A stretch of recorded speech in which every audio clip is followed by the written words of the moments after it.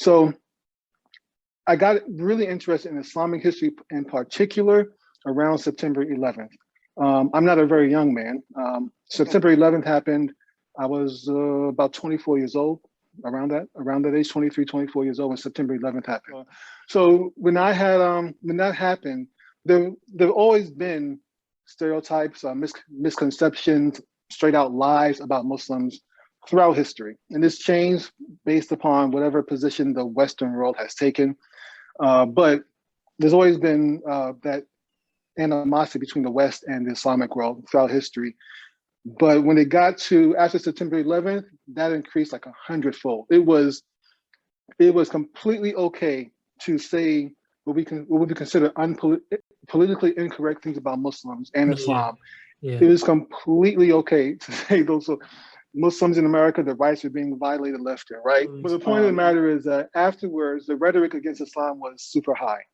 And so many things are being said against Islam and about the history of Islam. And one of the most pervasive things were that Muslims were bitter that their society had gone down, that they used to have this great society in the past, and now they have been superseded by the West.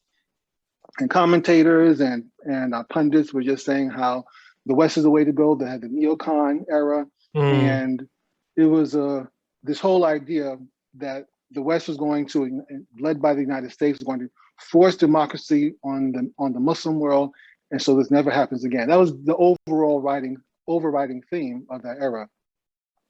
And that forced me to have to say, I got to go ahead and study some history, some Islamic history, and understand these things. Because people would say things about, and this was in the early days of the internet, we have forums and chat rooms and stuff like that. It wasn't as we didn't have social media yet, but there were a lot of chat rooms and stuff like that, where people would argue back and forth about history and things like that. And when I would listen or try to engage in these things, I realized that my ability to defend Islam was kind of limited. So I kind of knew I was familiar with the rules and rituals of Islam and stuff like that. But all this history, I mean, I've heard things about Israel. I naturally believe was on the side of the Palestinians just by default. I didn't really understand the history of Israel at that time and why it was such a big deal. I didn't really understand how the Ottoman Empire fell, or I knew the Ottoman Empire existed. I knew it had aligned itself with the losing side of World War I. I had no idea how it connected to the world we have now. I kind of knew about the Soviet-Afghan War of the 1980s.